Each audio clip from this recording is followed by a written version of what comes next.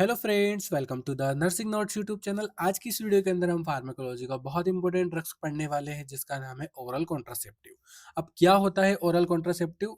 कुछ कुछ तो पता होगा, कुछ कुछ स्टूडेंट्स को पता होगा कि ओरल कॉन्ट्रासेप्टिव क्या होता है, लेकिन कुछ कुछ को नहीं पता होता है। तो मैं बता देता हूँ, ओरल कॉन्ट्रासेप्टिव ऐसे ड्रग्स होते हैं जो कि माउथ के द्वारा दिए जाते हैं और ये प्रेगनेंसी को प्रिवेंट करने के लिए, प्रेगनेंसी को रोकने के लिए ये दिए जाते हैं।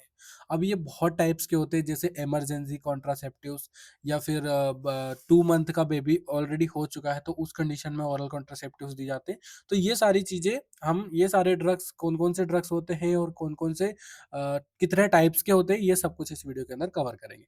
तो अगर आप हमारे चैनल पर नए हो तो चैनल को सब्सक्राइब करके बेल आइकन को जरूर दबाएं, ताकि ऐसी ही वीडियो आपको आगे भी मिलती रहे। तो चलिए ओरल कॉन्ट्रासेप्टिव्स ड्रग पढ़ते हैं।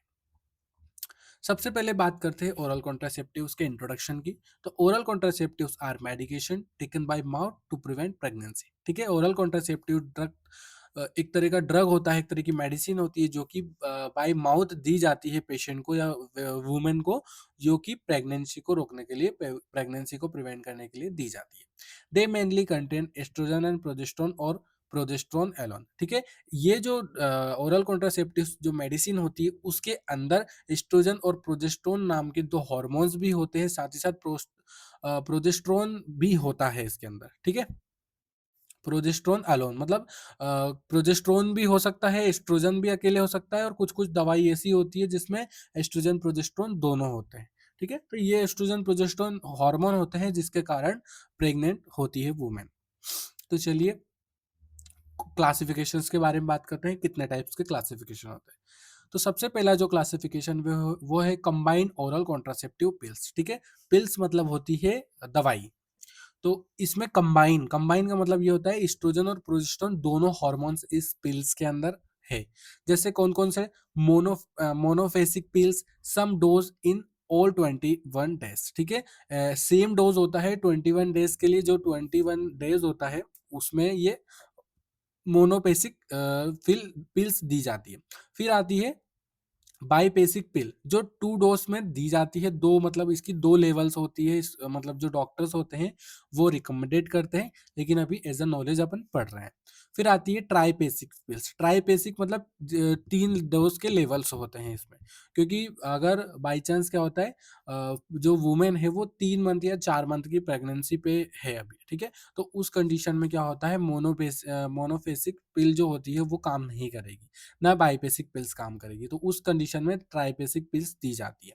अब एग्जांपल्स कौन कौन से हैं? तो इथाइनाइल इस्ट्राडियोल प्लस नॉर्गेस्ट्रेल। एग्जाम्पल मालाडी। जो मालाडी होती है वो उसका जो पूरा फुल फॉर्म जो होता है वो ये होता है। तो उससे क्या होती है, वो कंबाइन होती है, उसमें एस्ट्रोजन प्रोजेस्टेरोन दोनों हॉर्मोन्स प्रेजेंट होते हैं। इथिनाइल स्टेरिडोल प्लस नॉर्गेस्ट्रेल, ये जो ड्रग्स होती है ये भी एग्जाम्पल है। इथिनाइल स्ट्राडियोल डेसो गेस्ट्रेल, ये भी ड्रग होती है। ये एग्जाम्पल है कंबाइंड ओरल कॉन्ट्रासेप्टिव पिल्स के। सेकेंड जो आता है वो आता है हमारा प्रोजेस्टिन ओनली पिल्स। प्रोजेस्टिन, अब देखो ये जो हमने प्रीवियस पढ़ा इसमें एस्ट्रोजन और प्रोजेस्टेरोन दोनों थी, ये कंबाइन थी। लेकिन अभी जो हम पढ़ने वाले हैं सेकेंड टाइप का, इसमें सिर्फ प्रोजेस्टेरोन होते हैं। तो एग्जाम्पल में आता है नॉर्थिनड्रोन, नॉरगेस्ट्रिल और डेसोगेस्ट्रिल। ये जो आते हैं वो प्रोजेस्टेरोन ओनली पिल्स के अंदर आते हैं, जैसे suitable for breast feeding women. जो ब्रेस्ट फीडिंग वुमेन होती है उसके लिए सुटेबल होते हैं। फिर हम पढ़ते हैं थर्ड वाला। थर्ड में क्या है? Emergency contraceptive pills. इमरजेंसी क्या होती है? जो ईसी जिसको बोलते हैं इमरजेंसी, इमरजेंसी पिल्स के अंदर ऐसी आती है। Used within 72 to 120 hours after unprotected intercourse. ठीक है, क्या होता है, अनप्रोटेक्टेड इंटरकोर्स हो जाता है, स्पर्म अंदर चला जाता है, तो उस कंडीशन में क्या होता है, हम इमरजेंसी कॉन्ट्रासेप्टिव्स के लिए अनवांटेड 72 नाम की एक जो दवाई आती है वो दे सकते हैं। तो वो क्या होती है, 72 आवर्स से 120 आवर्स में काम करती है। जैसे एग्जांपल्स में आती है लीवोनॉर्गेस्ट्रिल 1.5 ग्राम, यूलिप्रिसॉल एसीटेट 30 mg, और मिफे प्रिसेटोन लो डोज, ठीक है, इसका लो डोज दिया जाता है। और एक और आती है अनवांटेड 72, वो यहाँ पे मेंशन नहीं है, तो वो भी जो मेडिसिन होती है वो इमरजेंसी कॉन्ट्रासेप्टिव्स में काम आती है। तो वो क्या होती है, इमरजेंसी के अंदर यूज होती है, मतलब जब अनप्रोटेक्टेड इंटरकोर्स होता है तो उस कंडीशन में अगर आप वो है, आपको पता है कि हमें इमरजेंसी कॉन्ट्रासेप्टिव ले लेना चाहिए, तो उस टाइम पे वो काम आ जाती है। फिर आती है फोर्थ में post coital pills. Post coital मतलब हाई डोज एस्ट्रोजन और प्रोजेस्टेरोन का हाई डोज होता है इसमें। फिफ्थ आती है extended continue cycle pills, taken continuously for 3 months और 1 ईयर, ठीक है। अब ये जो होती है वो एक्सटेंडेड मतलब कंटिन्यूसली देना देना पड़ता है, जो कॉन्ट्रासेप्टिव पिल्स होती है वो, ठीक है। अब ये तो हो गए क्लासिफिकेशन। अब हम देखते हैं कि कब कब इन मेडिसिन को देते हैं, ये कैसे काम करती है, वो सारी चीजें।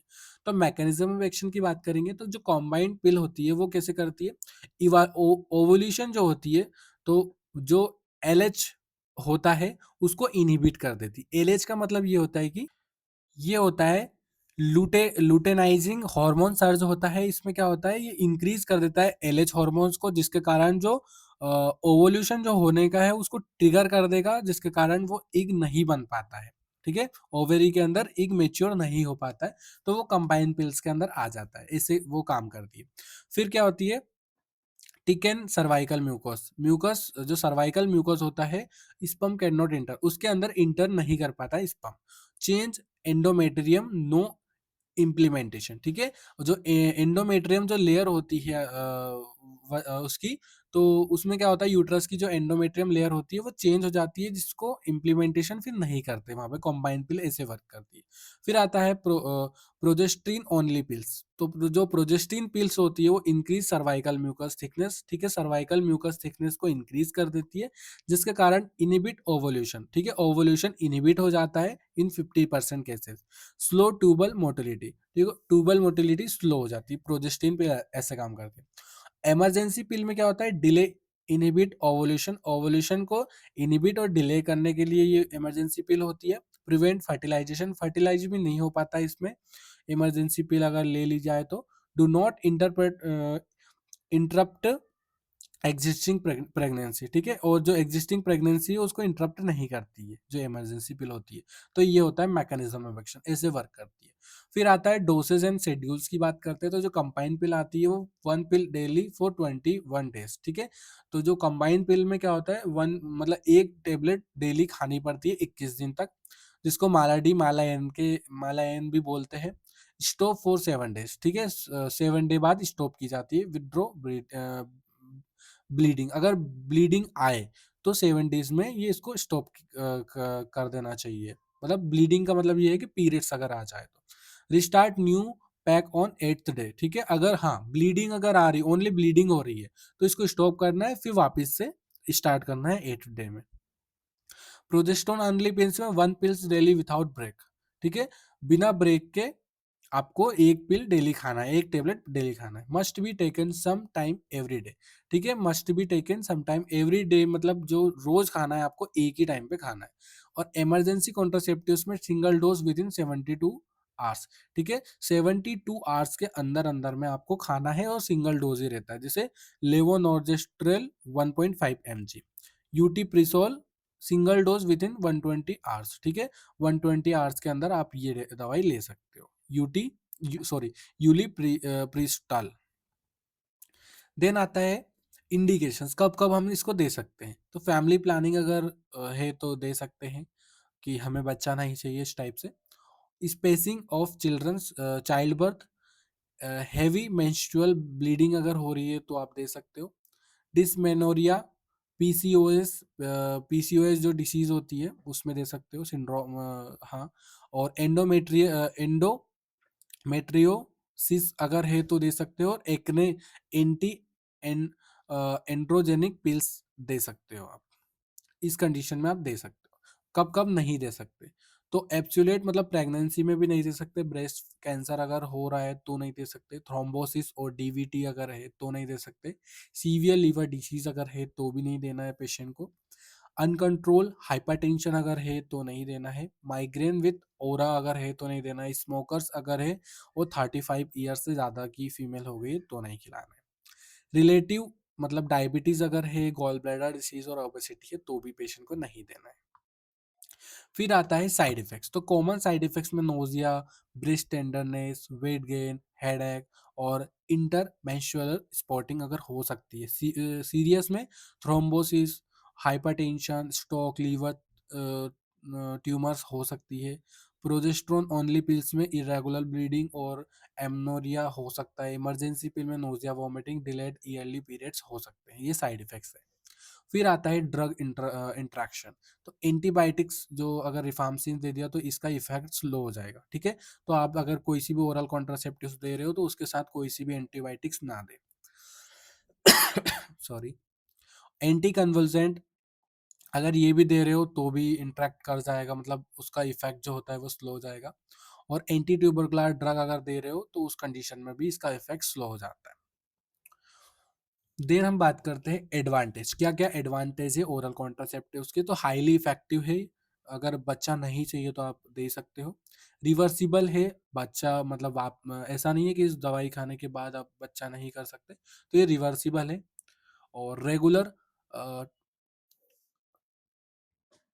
Little periods, reduce anaemia, anaemia को रिड्यूस कर सकता है। Reduce ovaries and endometrium cancer, and cancer को रिड्यूस करता है। और रिड्यूस एक्ने, एक्ने को भी रिड्यूस कर सकता है। Disadvantage must taken daily, no protection against sexual transmitted disease, ठीक है। इसके नो प्रोटेक्ट नहीं करता, स्पोर्टिंग और इरेगुलर ब्लीडिंग हो सकती है। नर्सिंग रिस्पॉन्सिबिलिटी में एजुकेट करना है पेशेंट को, take pills same daily time, मतलब एक ही टाइम पे डेली लेना है। What to do if dose is missing, अगर डोज मिस हो गया है तो क्या करना है, ऐसा एजुकेट करना है पेशेंट को। नॉट प्रोटेक्टिव अगेंस्ट HIV और सेक्सुअल ट्रांसमीटर, जो इन्फेक्शन होता है उससे प्रोटेक्ट नहीं करता, ये भी आपको एजुकेट करना है। स्मोकिंग नहीं करवाना है पेशेंट को, ऐसा एजुकेट करना है कि पेशेंट जो है फीमेल है स्मोकिंग ना करे। स्मोकिंग से क्या होता है, जो दवाई होती है वो अच्छे से काम नहीं करती। लेग पेन अगर हो रहा है, चेस्ट पेन हो रहा है, सीवियर हेडेक हो रहा है तो ये रिपोर्ट करना है, ऐसा पेशेंट को एजुकेट करना है। अब असिस्मेंट में बीपी को असिस्मेंट करना है, medical history for contraceptives, contraceptives अगर ले रहे हो तो मेडिकल हिस्ट्री भी चेक करना है। इमरजेंसी कॉन्ट्रासेप्टिव्स लिया तो पेशेंट को एजुकेट करना है, explain it is not an abortion pill, use within recommended time, ठीक है। जो अगर जिस टाइम पे जैसे मैंने बताया अनवांटेड 72 है तो 72 आवर्स के पहले पहले अगर ले लेना, ठीक है। उसके बाद लिया तो कोई वर्क नहीं करेगा, तो इसलिए पेशेंट को एक्सप्लेन करना है कि अबॉर्शन पिल नहीं है ये। फॉर ब्रेस्ट फीडिंग मदर है तो उसके लिए प्रोजेस्टेरोन ओनली पिल्स जो दी जाती है वही रिकमेंडेड की जाती है। तो थैंक यू गाइस, अगर आपको वीडियो अच्छी लगी हो तो वीडियो को लाइक करके चैनल को सब्सक्राइब जरूर करें, बेल आइकन को जरूर दबाएं ताकि ऐसी ही वीडियो आगे भी आपको मिलती रहे। Thank you so much.